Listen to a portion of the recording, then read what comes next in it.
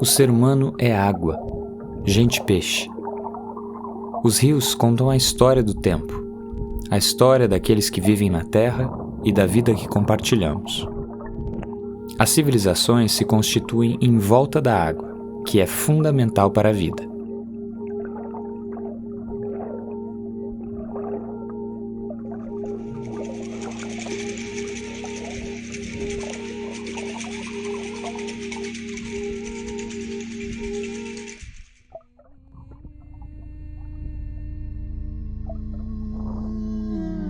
Ourinhos é uma cidade privilegiada porque ela está no médio curso do rio Paranapanema, né? Nós estamos na margem dele. É um rio que nasce em Capão Bonito, lá próximo do Atlântico, percorre todo o estado aqui de São Paulo. Aqui de Chavantes para oeste ele vai fazer a divisa, São Paulo-Paraná. Ele deságua lá em Rosana, no município de São Paulo, e Marilena, no Paraná. Aí ele entra ele entra no Rio Paraná, né? Então esse trajeto todo que ele faz, ele vem recebendo água de um conjunto de outros rios. Um dos rios que contribui com água para o Paranapanema tem a foz aqui em Ourinhos, que é o Rio Pardo. Então, que também está no município. E o terceiro rio que está no município de Ourinhos é o Rio Turvo, que deságua no Pardo, e aí a água dos dois percorrem 15 quilômetros e chegam no Rio Paranapanema. Então veja a riqueza que é Ourinhos em termos de água. Mas, em 2021, nós enfrentamos uma crise hídrica bastante severa. –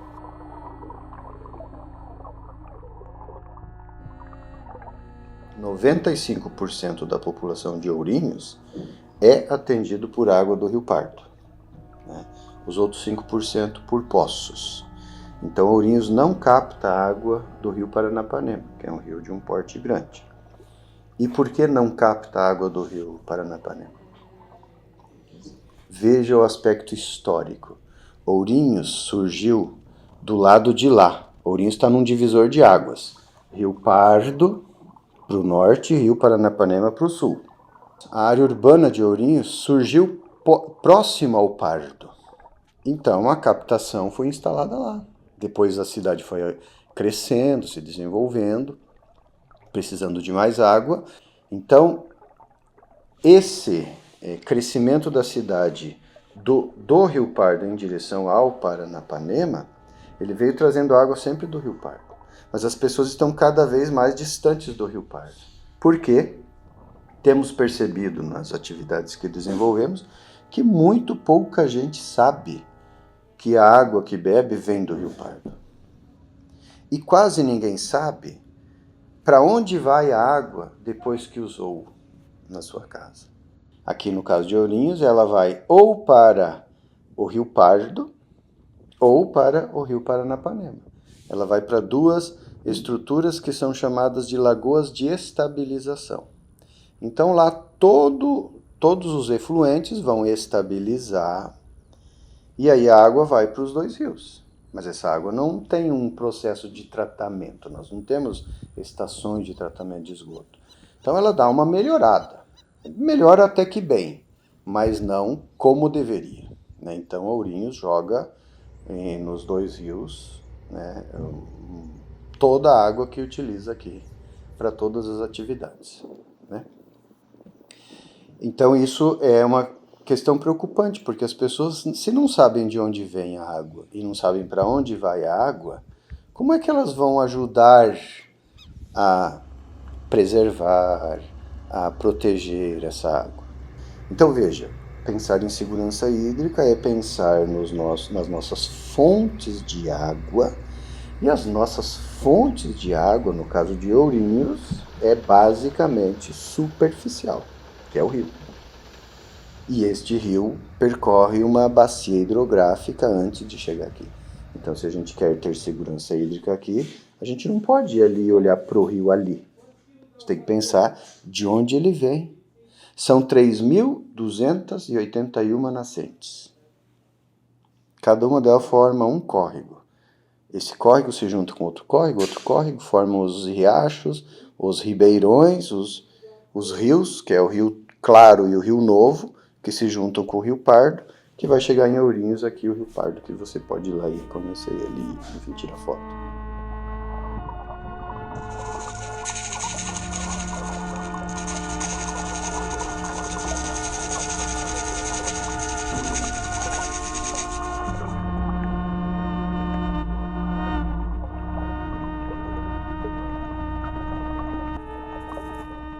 E os córregos que existem na cidade de São Paulo são todos canalizados mesmo, aí são enfiados embaixo da terra que você não vê.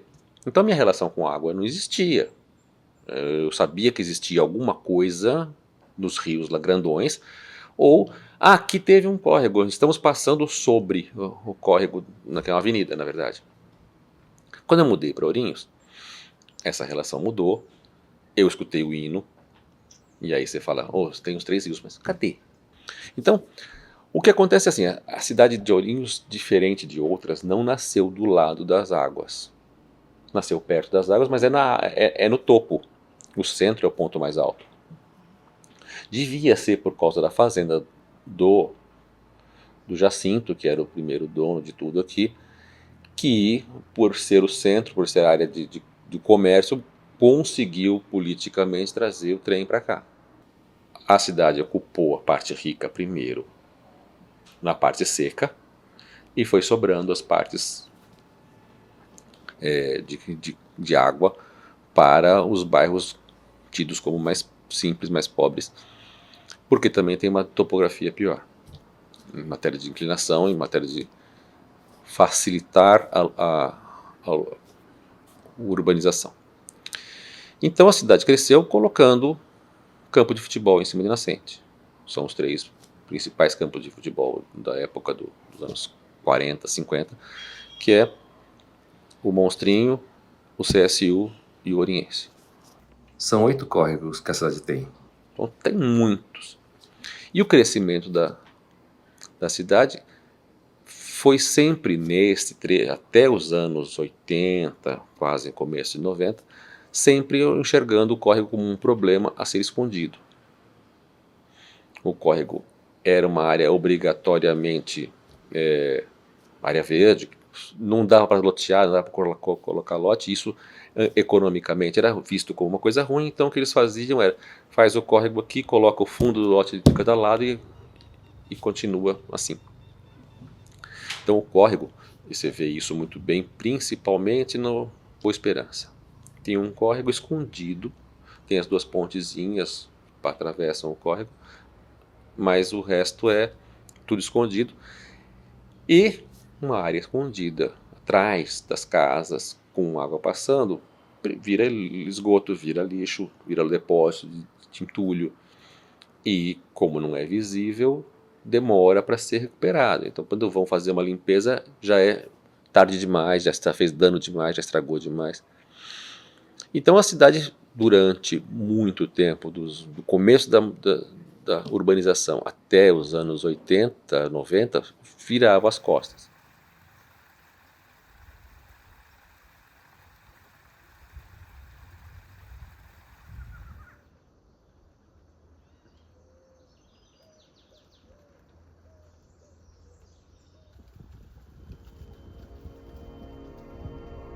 Ourinhos tem 8 córregos que desaguam no Rio Pardo e no Rio Paranapanema, mas viramos as costas para esses rios. Os córregos hoje estão canalizados e pouca gente lembra de seus nomes.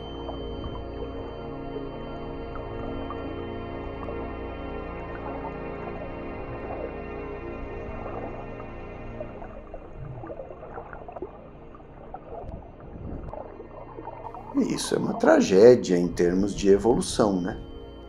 Porque a gente é água. 70% do nosso corpo é água.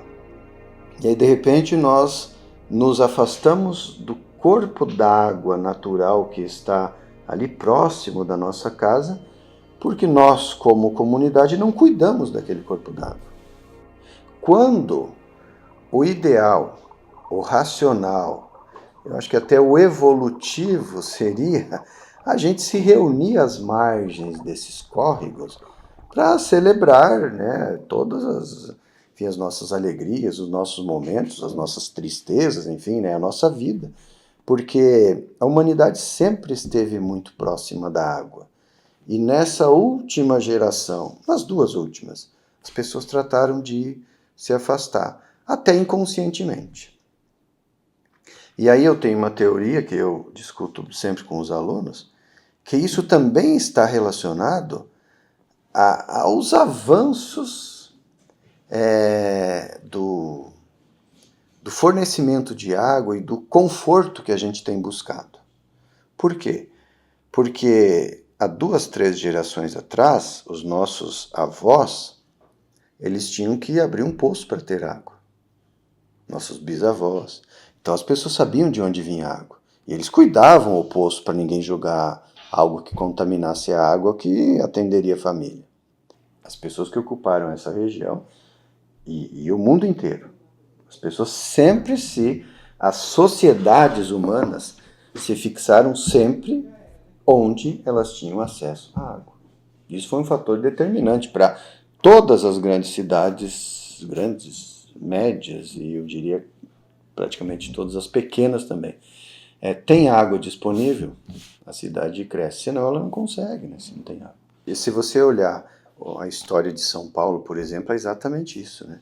Ela só existe ali pela riqueza de água que tinha. E hoje ela vê os rios como um grande problema, né? Tanto que nem usa a água daqueles rios que estão dentro da cidade.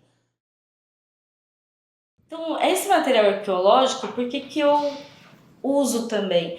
Para provar e para que a gente mude, né, esse pensamento, tanto na escola, em todas as áreas que que eu sigo esse pensamento decolonial, que a gente não começar a contar a história pela história dos pioneiros, pela colonização. Não, havia povos e eram em grande quantidade, né, com várias culturas, várias línguas muito antes, né, e que daí isso foi sendo silenciado, né, houve um genocídio, houve uma proibição cultural e tudo isso que a gente sabe, mas às vezes cada município não conta isso, né, porque houve um apagamento, certo?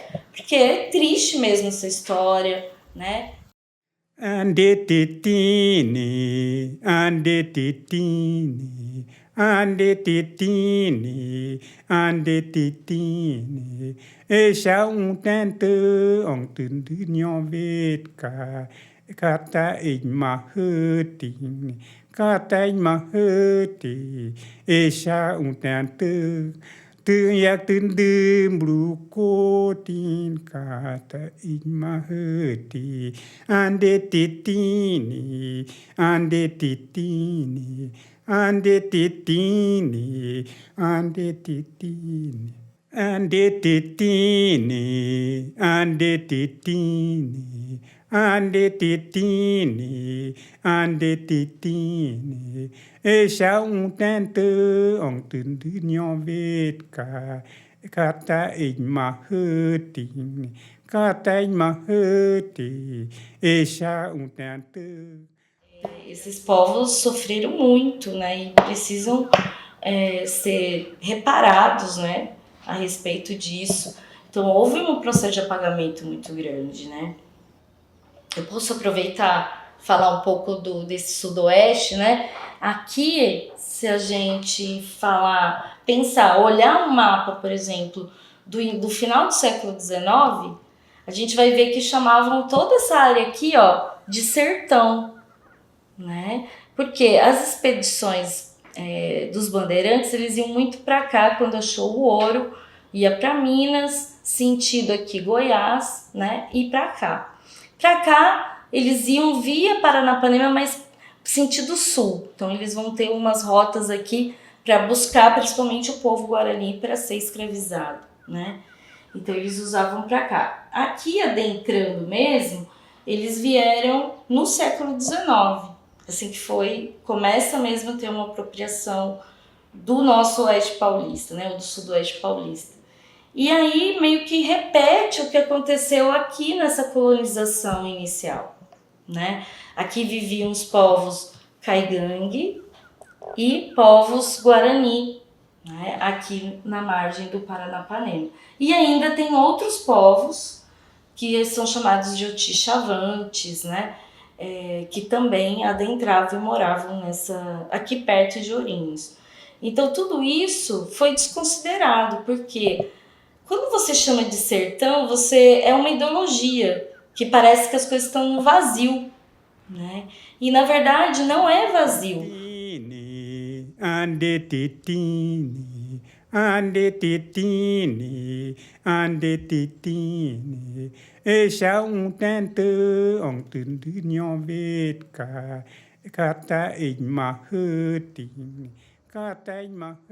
Não existiam esses moradores, né? Existiam essas populações que estavam vivendo aqui de uma maneira conciliável com a floresta, né? Toda a região aqui do Oeste Paulista era floresta estacional semidecidual, exceto algumas manchas que a gente tem de cerrado, por exemplo, aqui em Assis, né? Mas aí eles sabiam conviver com isso, né? Só que daí no século XIX, a gente tem toda a cultura da cafeicultura aqui, que precisa expandir sua fronteira, e começam então a invadir o Oeste Paulista, todo o Oeste Paulista, né? E aí a gente tem a Lei de Terras, em 1850, então a terra começa a ser valorizada e começa a adentrar esses, vamos dizer, né, primeiros colonizadores, mas que não são europeus, são os próprios brancos, mineiros, então todo mundo que queria ter uma nova vida em busca de novas terras, né? Eles começaram então a vir para essa região, e aí abrindo espaço para o café, né? Então desmataram muito da floresta atlântica, né? da estacional semidecidual. Então também é um ecocídio, né? Então junto com toda a floresta também vai matando, né? Assassinando também os Caigangue, né? Houve um genocídio muito grande. Caigangue era uma população que, né, vivia aqui entre o rio Tietê e o Paranapanema, Rio Feio, Rio do Peixe. Então toda essa região ali viviam os Caigangues, e aí eles tentaram resistir até o final, né? Mas não conseguiram, né, defender de tamanha barbaridade que foi feita, inclusive aos olhos do Estado, né? Isso no final do século XIX. Então, entrou também algumas empresas colonizadoras para chamar o pessoal para vir morar, e aí isso foi se espalhando, né? Então, com essa dizimação da floresta também é dizimação indígena, tá?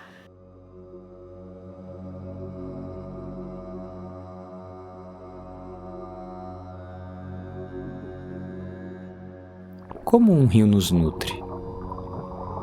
É preciso escutar o rio, sentir a terra, a chuva, escutar o som do rio, não só da água, de todos que vivem nele. Tudo que existe na terra tem vida, significado e é conectado. Quando foi que viramos as costas para o rio e também para a nossa história?